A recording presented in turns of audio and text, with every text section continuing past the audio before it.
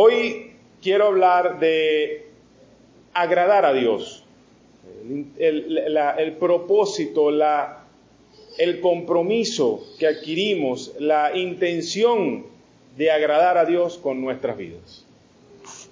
Hay un tipo de enfermedades, toda enfermedad es terrible, la verdad. El pecado nos sujeta a estas consecuencias de la caída y de la degradación del mundo, de la creación como tal. Las enfermedades no eran el plan de Dios, pero a causa del pecado las enfrentamos y todas son terribles. Hay unas específicas que a mí me llaman mucho la atención y creo que son bastante terribles, son las llamadas enfermedades autoinmunes. Aquí hay varios especialistas de medicina, si cometo una burrada me avisan, me corrigen. Las enfermedades autoinmunes son enfermedades donde el mismo cuerpo se ataca a sí mismo. Un sistema inmunitario sano, el sistema de las defensas de nuestro cuerpo, normalmente ataca a agentes externos, agentes extraños al cuerpo, al sistema. Virus, bacterias, toxinas. Está diseñado para eso, para atacar a aquellos agentes extraños que están ocasionando daño y exterminarlos para garantizar que no continúen dañando el cuerpo. Ahora, en estas enfermedades autoinmunes, por alguna razón, probablemente de origen genético, el sistema inmunitario comienza a atacar células del mismo cuerpo. Empieza a reconocerlas como atacantes, como agentes extraños, como agentes patógenos, y las atacan. A veces son células en nuestras articulaciones, a veces hay enfermedades, por ejemplo, hay una alopecia que la causa una enfermedad autoinmune, el sistema inmunitario ataca ¿cómo se llama esto? Los folículos pilosos y los destruye. Y así hay otra serie, creo que la diabetes tipo 1 también es una enfermedad de tipo autoinmune. El sistema inmunitario ataca el páncreas. Y así, células que antes el organismo las consideraba como propias, como inofensivas, como parte del sistema y del organismo, en un momento dado empiezan a ser consideradas como extrañas, foráneas, dañinas, como atacantes, como enemigos. El ambiente que una vez solía ser amigable para estas células, muchas veces vitales para el funcionamiento de nuestro cuerpo, a partir de ese momento comienza a ser un ambiente hostil para ellas, diseñado para destruirlas.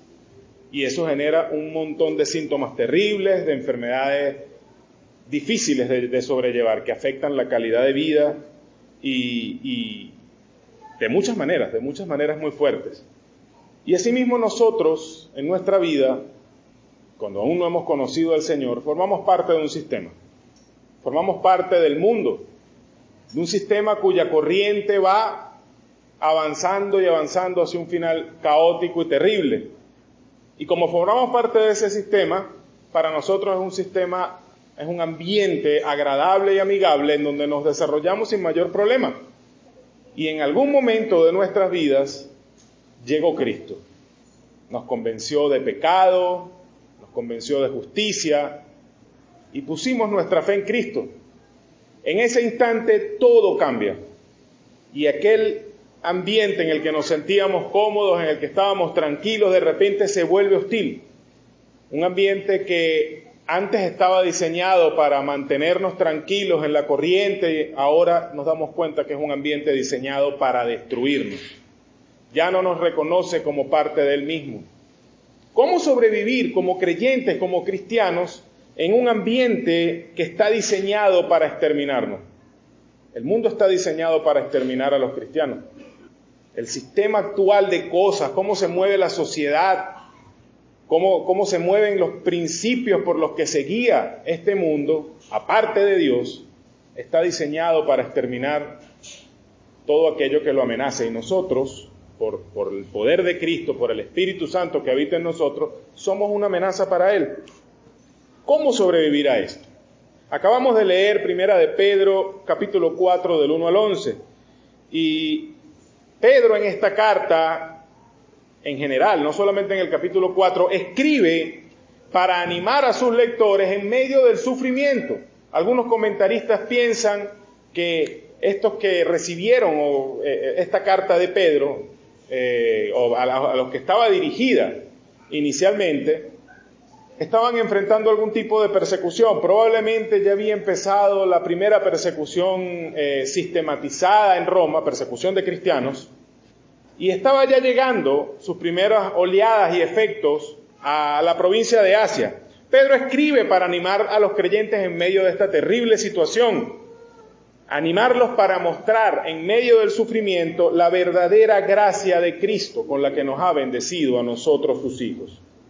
En el capítulo 4, Pedro está hablando de padecer con buena conciencia, de enfrentar el sufrimiento con buena conciencia, fijándonos en el ejemplo que nos ha puesto Cristo a cada uno de nosotros. Gracie. Y hay dos cosas en las que el apóstol nos da una guía aquí en el capítulo 4. Dos puntos a los que nos llama, dos cosas a los que nos llama a equiparnos, a adueñarnos de ella para enfrentar el sufrimiento. En primer lugar, él nos habla de la protección que tenemos frente al sufrimiento. Y hablo de protección espiritual, una armadura espiritual con la que protegernos en las temporadas, en los momentos en los que enfrentamos padecimiento y sufrimiento por nuestro Señor. Primera de Pedro, capítulo 4, verso 1 dice: puesto que Cristo ha padecido por nosotros en la carne, vosotros también armaos del mismo pensamiento. Como les decía, Pedro ha orientado esta carta a tratar el sufrimiento de los creyentes. Y en el capítulo 2, versos del 19 al 20 dice: porque esto merece aprobación, si alguno a causa de la conciencia delante de Dios sufre molestias padeciendo injustamente. ¿Qué está diciendo Pedro? Si alguno enfrenta persecución, si alguno enfrenta problemas, sufrimiento por causa de su nueva vida como cristiano, de las decisiones que ahora está tomando como hijo de Dios, el apóstol dice que eso merece aprobación. Pues, ¿qué gloria es si pecando sois abofeteados y lo soportáis? Si estamos haciendo lo malo y nos castigan, no hay gloria en eso. Simplemente estamos recibiendo lo que nuestros actos se han ganado. Pero si haciendo lo bueno sufrís y lo soportáis, esto ciertamente es aprobado delante de Dios. Y entonces el apóstol está diciendo: si ustedes en su buena conciencia, en su andar cristiano, padecen sufrimiento, enfrentan persecución y lo soportan, eso es aprobado delante de Dios. Y en el capítulo 3, verso 18, también el apóstol nos dice: porque también Cristo padeció una sola vez por los pecados, el justo por los injustos, para llevarnos a Cristo, siendo a la verdad muerto en la carne, pero vivificado en espíritu. ¿Y qué nos está diciendo Pedro aquí? Cristo también padeció injustamente, aún más que nosotros. Porque Cristo vivió una vida santa, y no solamente una vida santa de cara a los mandamientos y a la ley, en el sentido de que jamás pecó, sino que vivió una vida de servicio y de amor, incluso para aquellos mismos que luego lo destrozaron, lo golpearon, lo crucificaron, y que durante toda su vida le persiguieron y se lo opusieron. Él fue a la cruz, y en el mismo Antiguo Testamento estaba predicho que como cordero no abriría su boca, aún mientras lo llevaban al matadero. Y sus palabras allí, mientras era flagelado, crucificado, levantado en peso allí por esos clavos, eran palabras de perdón, eran palabras de oración al Padre por aquellos que lo estaban matando. Y el verso 22 del mismo capítulo 3 dice: quien habiendo subido al cielo está a la diestra de Dios, y a él están sujetos ángeles, autoridades y potestades. Es decir, que Dios no dejó caer al piso el sufrimiento de Cristo. No solamente que obró salvación para nosotros por medio de todo eso que su Hijo padeció, sino que también le exaltó a él hasta lo sumo por su obediencia. Lo levantó de allí, lo sentó a su diestra y sujetó a él todas las cosas.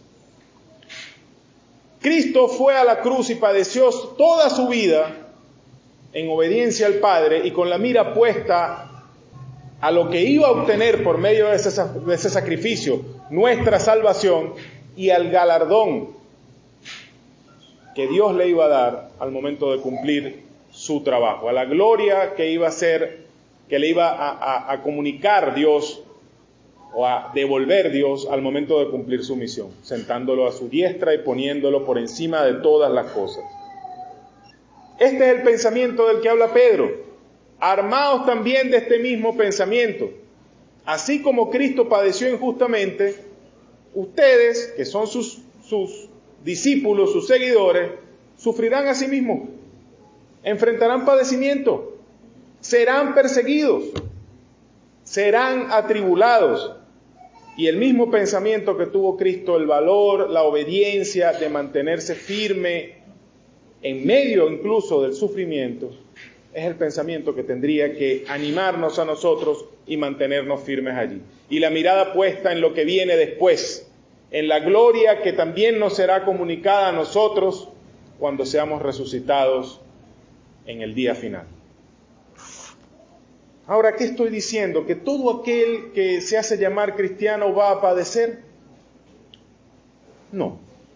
Dice Primera de Pedro, la segunda parte, capítulo 4, verso 1, pues quien ha padecido en la carne terminó con el pecado.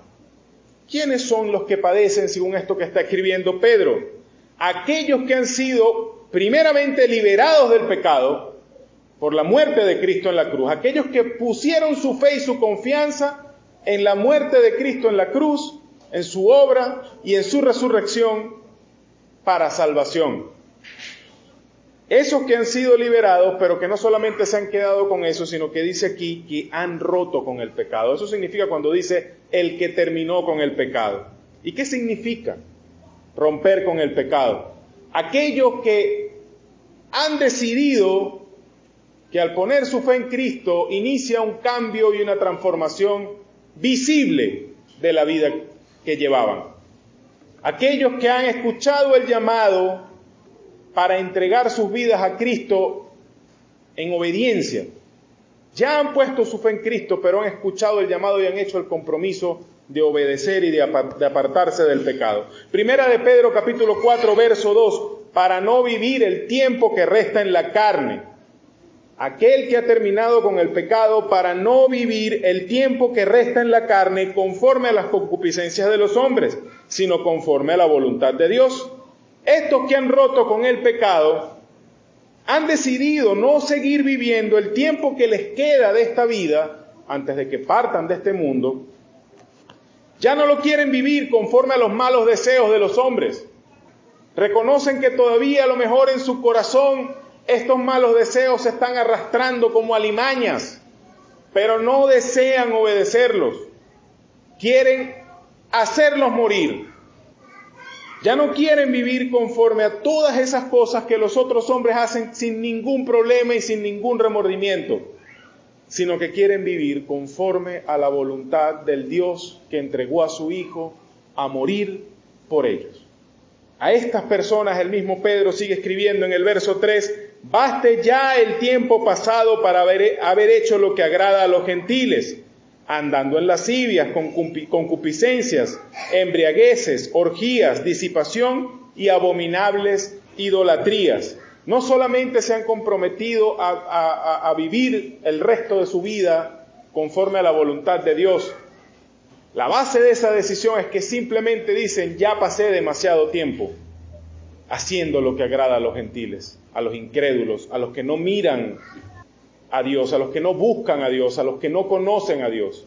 Baste ya hacer el tiempo pasado para hacer lo que agrada a aquellos pueblos paganos que no solamente le dan la espalda a Dios, sino que se levantan dioses falsos y hacen terribles cosas en pos de ellos. Y dice justamente cómo es esto de hacer lo que agrada a los gentiles: andar en lascivias, concupiscencias, embriagueces, orgías, disipación, abominables idolatrías. La lascivia es el deseo pervertido en cuanto a lo sexual. el ánimo, la pasión por aquello que pervierte un regalo que Dios dio para expresar amor en medio de una pareja formada por un hombre y una mujer en el lazo del matrimonio. La concupiscencia, cualquier deseo desviado, cualquier mal deseo que habite en el corazón, que nos impulse a hacer aquello que para Dios, que según la palabra, según su palabra, es pecado. Las embriagueces, la vida controlada por las bebidas alcohólicas o las sustancias intoxicantes, las orgías, cualquier tipo de exceso. Nosotros lo asociamos principalmente en el ámbito sexual, pero es cualquier tipo de exceso, cualquier tipo de pasión que sobrepasa los límites, que se desborda. La disipación es el desenfreno en seguir aquello que destruye la vida de la persona, del hombre, en pos de placeres que el pecado nos promete, pero que son falsos. Y la idolatría, siguiendo tantos dioses como nuestra imaginación permite, el dinero, el trabajo, los hijos, la pareja, dejando que sean nuestro Señor en lugar de aquel que murió en la cruz por nosotros. Estas personas han decidido que es suficiente con el tiempo de su pasado en sus vidas para haber hecho todas estas cosas y que ya no lo harán más. Se han comprometido a vivir conforme a la voluntad de Dios. Estos han decidido vivir una vida lo más similar posible a la vida del Señor Jesucristo. ¿Y qué recibió Cristo mientras caminó entre nosotros? Fue perseguido, fue difamado, fue blasfemado, escupido, le alaron las barbas, le arrancaron los pelos, lo golpearon, lo azotaron casi hasta la muerte, lo clavaron en una cruz, lo despreciaron, se burlaron de él. ¿Y qué esperamos recibir nosotros cuando decidimos por una vida de piedad? Así como Cristo padeció toda su vida la persecución y el odio de aquellos que estaban en el mundo, nosotros también vamos a enfrentar lo mismo. ¿Por qué? Pedro trata de explicarnos un versículo más adelante, en el verso 4, a estos les parece cosa extraña que vosotros no corráis con ellos en el mismo desenfreno de disolución y os ultrajan.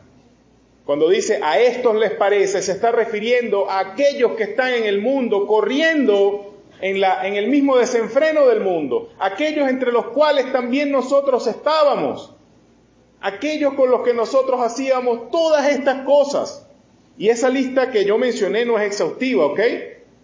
Solamente unos cuantos pecados que menciona Pedro, pero estamos hablando de todas aquellas cosas que el Señor señala como pecado en su palabra. Corríamos con ellos en mentiras, en robos, en adulterio, en fornicación, en idolatría. Y ahora cuando nos ven que hemos tomado esta decisión de transformar nuestras vidas, de vivir para Cristo, de vivir conforme a la voluntad de Dios, les parece algo raro, extraño. ¿Qué le pasó a Reinaldo que ahora no viene a beber con nosotros todos los viernes como antes?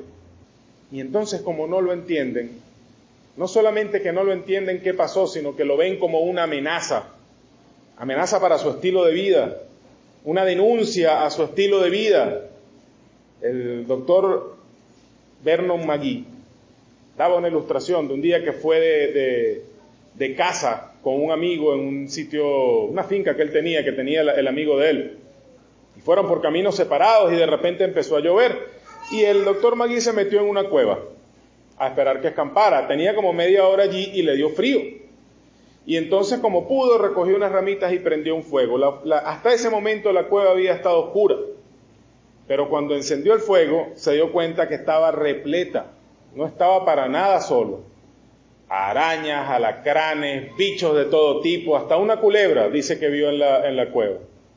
Y sucedieron dos cosas. Lo primero, que el hermano salió con el aguacero y todo, no se quedó ni un minuto más en la cueva. Y lo segundo, que en lo que se prendió fuego, el bichero empezó a correr y a esconderse porque no les gustaba la luz. Y exactamente eso es lo que pasa, lo que nos está diciendo Pedro aquí. Cuando Cristo viene a nuestra vida y logra encender en nosotros la luz del Evangelio y nuestras vidas cambian, se convierten en una luz que amenaza a aquellos con los que antes compartíamos. Y escuchamos comentarios como que no, lo que pasa es que tú ahora te crees mejor que nosotros. Lo que pasa es que tú ahora crees que tus necesidades las haces más arriba. Ahora no quieres hacer lo que hacíamos antes, ahora no compartes con nosotros, ahora no eres chévere. Y empiezan a atacar eso, porque la realidad que se esconde detrás de esas afirmaciones es que se dan cuenta de que alguien que era como ellos, su vida fue cambiada, mientras ellos aún permanecen en sus pecados. Y la vida de esa otra persona es un testimonio del poder de Cristo, sí, pero también de la maldad de sus vidas, porque la denuncia, la expone, y el mundo rechaza a todo aquello que lo amenaza o lo expone, todo aquello que denuncia el pecado de este sistema que nos rodea, todo aquello que denuncia el pecado en las vidas de los hombres, va a recibir rechazo, va a recibir ultrajes. En esta parte del mundo, gracias al Señor, nosotros no somos perseguidos como son perseguidos en otros lugares. Hágase el hábito de quizá leer en algunos sitios de noticias cristianas y vea donde hay países donde queman a las iglesias con los creyentes adentro. Les caen a tiros a los edificios donde se reúnen los cristianos. Atacan a los pastores, a los creyentes, mientras están trabajando en su ocupación diaria. Los apuñalan salvajemente delante de sus familias. Los expulsan de donde han vivido toda su vida para buscarse la vida en los márgenes de la sociedad porque nadie los acepta. Caminan kilómetros para reunirse con su iglesia, orar, leer la palabra y estudiar. Son amenazados si continúan reuniéndose. Pastores lloran orando y diciendo, ¿cómo yo le digo a mi congregación que sea fiel si la semana pasada a una hermana de nuestra iglesia le cortaron la lengua para que no siguiera predicando? Esas son las realidades de la persecución en muchas partes del mundo. Aquí no tenemos nada de eso. Y podríamos decir, nosotros no estamos sufriendo, pero sí sufrimos. El mundo nos persigue de una manera sutil. Nuestras familias dejan de apoyarnos, de entendernos, incluso hasta nos atacan porque hemos puesto nuestra fe en Cristo. No es casualidad que la mayoría de las cosas que hoy se hacen en cuanto a entretenimiento y en este país ahora en cuanto a sobrevivencia, porque el gas, la comida, todas esas cosas son necesidades básicas, pero no es casualidad que ahora todas esas cosas coincidan en que o es un sábado o es un domingo donde se tienen que hacer las diligencias. Los juegos deportivos de los niños, no es casualidad que se jueguen los domingos. El sistema del mundo se mueve para perseguirnos en nuestra fe, para alejarnos de las disciplinas que nos pueden mantener anclados al Evangelio. Y estoy mencionando solamente unos pocos ejemplos. Cada quien tendrá testimonios particulares en su vida de cómo el mundo le ha perseguido y le ha hecho padecer y sufrir. Y no deberíamos extrañarnos. A veces nos dejamos derrotar por cosas muy pequeñas, porque solamente estamos mirando lo que se ve. Pero mira lo que sigue diciendo Pedro aquí en el capítulo 4. Hay una recompensa para todos. Dice, pero ellos darán cuenta al que está preparado para juzgar a los vivos y los muertos. Y está hablando de aquellos que ultrajan a los hijos de Dios y que los persiguen. Lo que está diciendo es que ellos se molestan, se levantan y persiguen a nosotros los que creemos en Cristo. Pero si no se arrepienten, si no ponen su fe en Cristo para salvación, un día se van a encontrar cara a cara con Cristo Jesús. Ya no para salvarles o para redimirles, ahora estará como juez y tendrán que dar cuenta de cada una de esas cosas. Pero mire lo que sigue diciendo en el verso 6, porque para esto también ha sido predicado el Evangelio a los muertos, para que sean juzgados en carne según los hombres, pero vivan en espíritu según Dios. Este es un versículo controversial en cuanto a los comentarios. Muchos han dado muchas interpretaciones. Yo lo entiendo de la siguiente manera. Por el contexto que venimos viendo, hay un contexto de persecución, de gente en el mundo que se ha levantado para perseguir a los cristianos. Y en aquella época empezó a manifestarse una persecución sanguinaria. Eran muertos los cristianos en muchos lugares del Imperio Romano, de maneras terribles. Y Pedro está diciendo aquí, a esos que murieron a manos de los perseguidores, se les predicó el Evangelio y ellos escucharon y obedecieron con fe y por eso fueron muertos. Esos han sido juzgados según los hombres, los que los agarraron y los clavaron en cruces y los prendieron en fuego y los entregaron al poder de las bestias y los mataron de diferentes maneras, los juzgaron como criminales, pensando que ellos eran ofensores, amenazas para el imperio, amenazas para el orden de cosas. Fueron juzgados según los hombres, pero viven en el Espíritu según Dios. Han recibido o recibieron cuando pusieron su fe en Cristo la vida eterna y al momento de padecer este martirio, de haber muerto, fueron a la presencia del Señor y allí viven con Él. Así nosotros también, hermanos. Nosotros tenemos una esperanza que va más allá de las cosas que vemos y tocamos en este mundo. Va más allá de las cosas que nos puedan hacer en este mundo. Y nuestros ojos deben estar puestos en esa realidad y en esa verdad. Tenemos que protegernos frente al sufrimiento porque no podemos escapar de eso. En algún momento vamos a enfrentar dificultades, problemas, vamos a enfrentar persecución de este mundo hacia nosotros. Y la única manera de soportar y de ser fiel es asumir la misma actitud que asumió el Salvador. Asumir que estamos sufriendo en injusticia, es verdad, pero que Dios está mirando cada cosa y que esto no es el final. Que estamos llamados a una vida gloriosa después de esta vida. Hay que mantener nuestros ojos puestos en el gozo que el Señor pone delante de nosotros.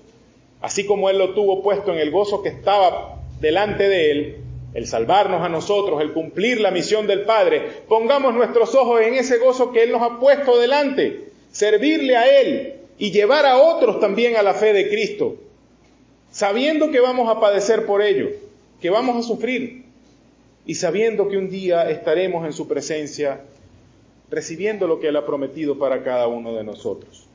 Tu familia, tus amigos, tus conocidos, los que antes eran queridos para ti y te querían a lo que parecía, se han volteado, como diríamos en el lenguaje coloquial, te atacan, te quieren destruir, te quieren sacar de sus vidas. Recuerda a Cristo, cómo Cristo padeció de manos de aquellos mismos a los que fue a salvar. Y el segundo punto es nuestra respuesta frente al sufrimiento. Vemos cómo podemos protegernos en medio o frente al sufrimiento que nos viene como cristianos, pero veamos también la respuesta que debemos tener en medio del sufrimiento. En el verso 7 del capítulo 4, Pedro escribe, mas el fin de todas las cosas se acerca. Y esa es la base de la expectativa del cristiano, con los ojos puestos en la eternidad. El fin de todas las cosas se acerca. El sufrimiento y la persecución no serán eternos, van a acabar, porque el poder de este mundo va a pasar. Nosotros vamos a ser llamados a la presencia del Señor, bien sea porque llegó nuestro tiempo de morir o bien sea porque el Señor vino por nosotros. Y el sufrimiento acabará. Ahora también debemos vivir pensando que, así como el fin de todas las cosas se acerca, el fin de nuestro tiempo para servir al Señor en este lugar, aquí donde estamos, también se acerca. Y no debemos permitir que la persecución o el sufrimiento nos impida servirle como Él quiere que le sirvamos, como debemos servirle. Y sigue diciendo en el verso 7, la segunda parte, sed pues sobrios y velad en oración. Alguien dijo que la santidad se perfecciona ante la inminencia de nuestro encuentro con el Salvador. El pensamiento de que todas las cosas van a acabar pronto y que pronto estaremos cara a cara con nuestro Dios y con nuestro Salvador, nos impulsa a crecer en nuestra vida cristiana y en nuestro servicio cristiano. Dice, sed sobrios, y habla de una mente sana. Habla de mantener una mente sana.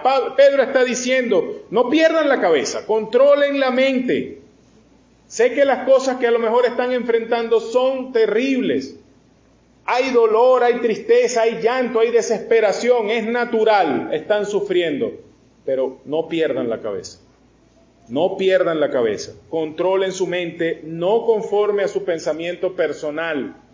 Normalmente lo que yo pienso es lo que es bueno para mí y para los que me rodean. Y tomo decisiones en base a eso.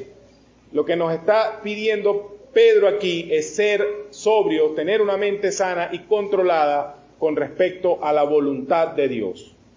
Hoy en la clase de doctrina preguntaba, ¿cuántas veces tomamos decisiones en nuestra vida en cuanto al trabajo o a la familia? Y las preguntas que hacemos primero y principalmente son, ¿esto es lo que Dios quiere para mi vida? ¿Esta decisión va a afectar mi relación con Dios? No, las primeras cosas que pensamos es, ¿cómo va a mejorar mi vida este trabajo? ¿Cómo va a mejorar la vida de mi familia? ¿Cómo va a mejorar mis ingresos esta decisión?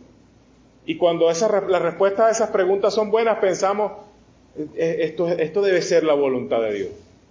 Lo primero que tendríamos que preguntarnos es, ¿cómo va a ser mi relación con Dios si yo tomo esa decisión? ¿Me va a ayudar a acercarme más a Dios? ¿Me va a mostrar otros campos para servirle? ¿O me va a alejar de mis hermanos? ¿Me va a alejar de Dios? ¿Me va a alejar de las oportunidades que Él ha abierto para que yo demuestre su amor en medio de los que no lo conocen?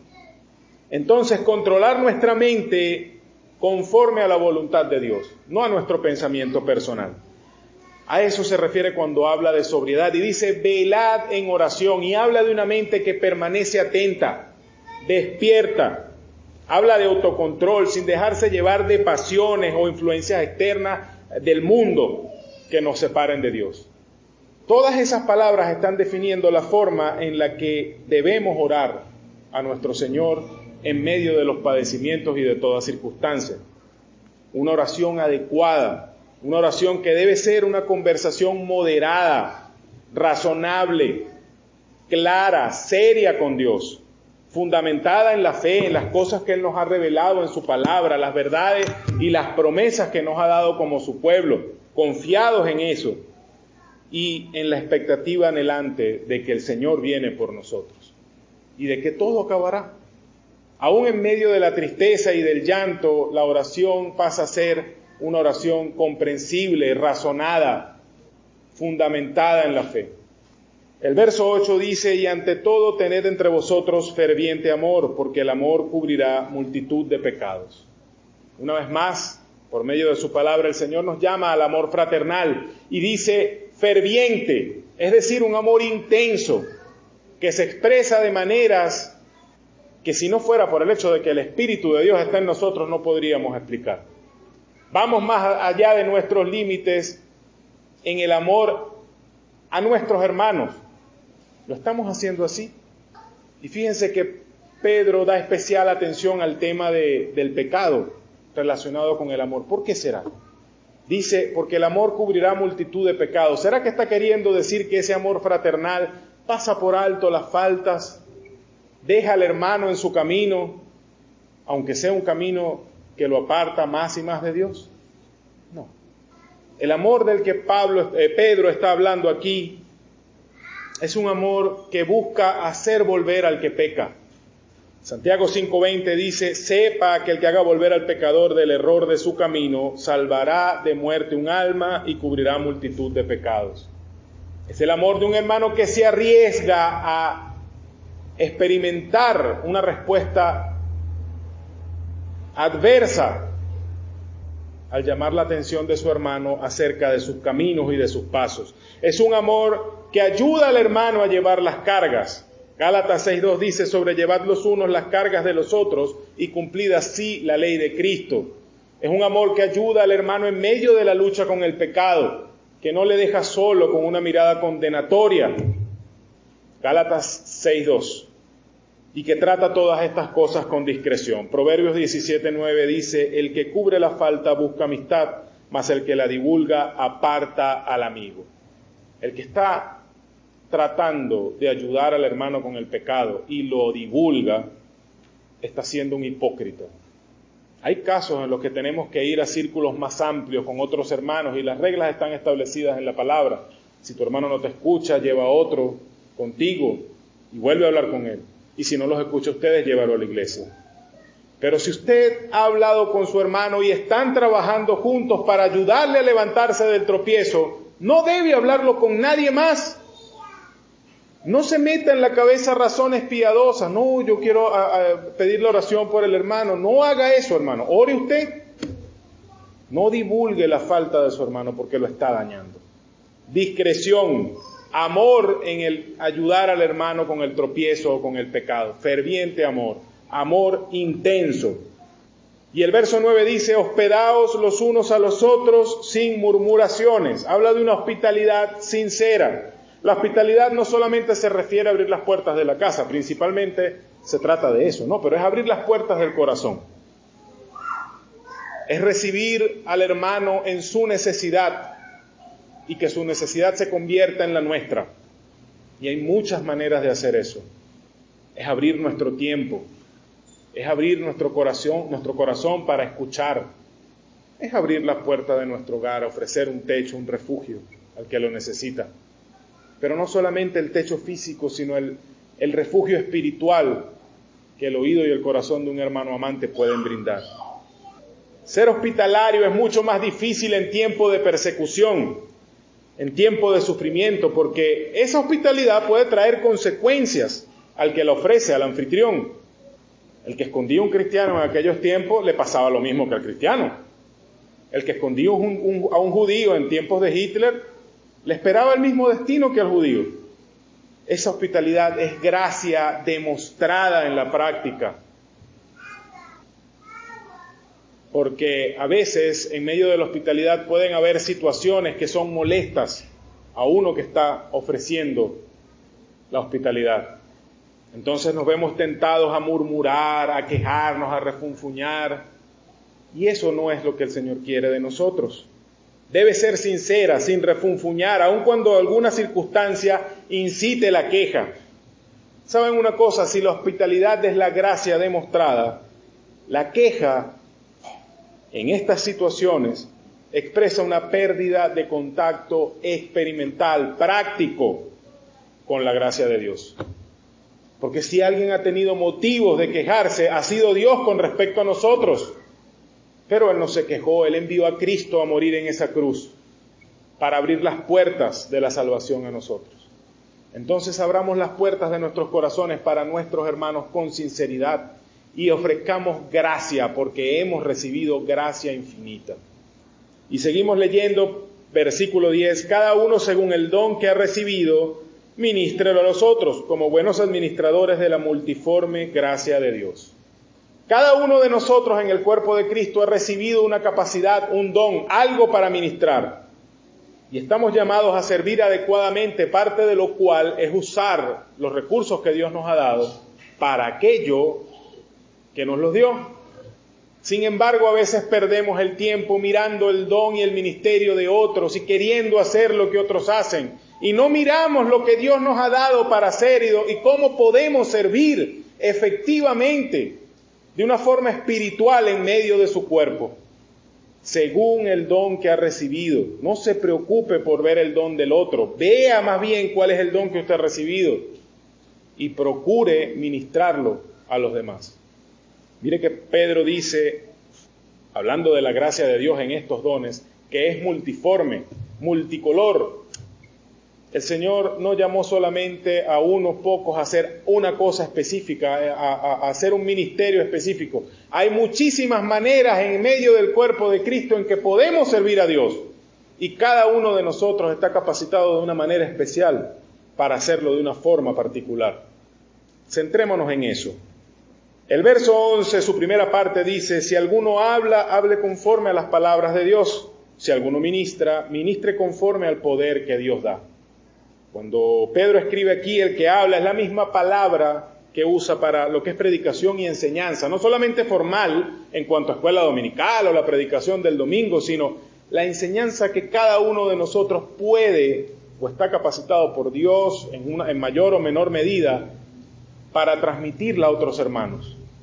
Pero especialmente aquel que está llamado a predicar o a enseñar en la iglesia tiene que entender que es un heraldo, un mensajero de Dios.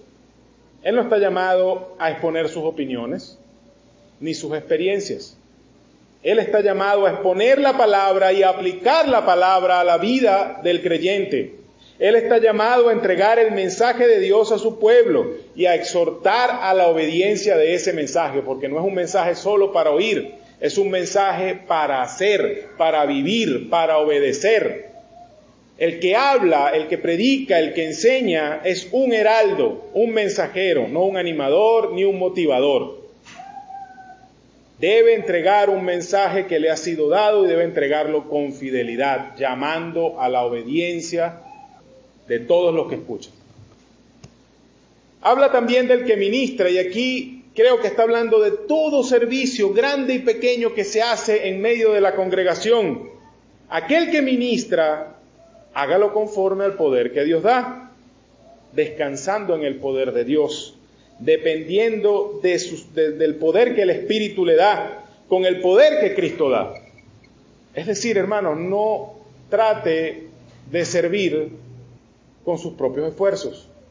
Hay un verso que el pastor siempre menciona, no recuerdo la cita: si Jehová no edificare la casa, en vano trabaja el que la edifica. Los edificadores. Si Jehová no edificare la casa, en vano trabajan los edificadores. ¿A qué se refiere esto? Que en vano vamos a trabajar y a esforzarnos aquí por hacer las cosas que pensamos que son el servicio a Dios, pero en nada de eso involucramos al Señor. No descansamos en el poder de Dios para hacer la obra. No entendemos que somos solo simples instrumentos y no la fuente del poder. Entonces, el que habla y el que ministra según la palabra de Dios y según el poder que Dios da. Y la segunda parte del verso 11 dice: para que en todo sea Dios glorificado por Jesucristo, a quien pertenecen la gloria y el imperio por los siglos de los siglos. Amén. Todo lo que hacemos, todo nuestro servicio, es para la gloria de Dios. Y glorificamos a Dios por medio de Jesucristo. Él es el único mediador entre Dios y los hombres. Es Él también el único conducto por el cual podemos dar gloria a Dios. Porque solo lo que hacemos en Cristo, y aquí volvemos a lo mismo, descansando en Cristo, en el poder que Él nos da, podemos servir a Dios de una forma agradable. Es Él, es Jesucristo a quien el Señor le ha dado el imperio y el poder. Todas las cosas le han sido sujetadas. Hoy Él está a la diestra de Dios esperando a que todas las cosas sean puestas por estrado de sus pies. Un día toda lengua confesará el nombre de Jesús como Señor. Toda rodilla se doblará delante de Él. Nuestra vida en esta tierra, mientras esperamos ese momento, es servirle para darle gloria. Trabajar conforme a su voluntad para que Dios reciba toda gloria por medio de Jesucristo. Nuestra respuesta al sufrimiento entonces es servir conforme a la voluntad de Dios. Entender que el sufrimiento no permanece para siempre, que el fin de todas las cosas que nos entristecen y nos dañan está cerca, que también el tiempo que tenemos para servir a Dios en esta vida es corto y se acaba. Y necesitamos enfocarnos en servir a Dios de una forma que le agrade. Debe ser nuestra respuesta en medio del sufrimiento. Es el testimonio vivo de que el poder de Dios se mueve entre nosotros. Que a pesar de que sufrimos y de que somos perseguidos, servimos a Dios. Fue la manera en la que Cristo enfrentó todo lo que enfrentó. ¿Qué cosa hizo Cristo para sí mismo? Nada. Las palabras que predicó las mandó su Padre. Les dijo su Padre que las hablara de esa manera. Las obras que hizo fueran todos también con respecto al mandato que su Padre le dio, obedeciendo el mandato de Dios. Fue a la cruz en obediencia a Dios y por amor a nosotros.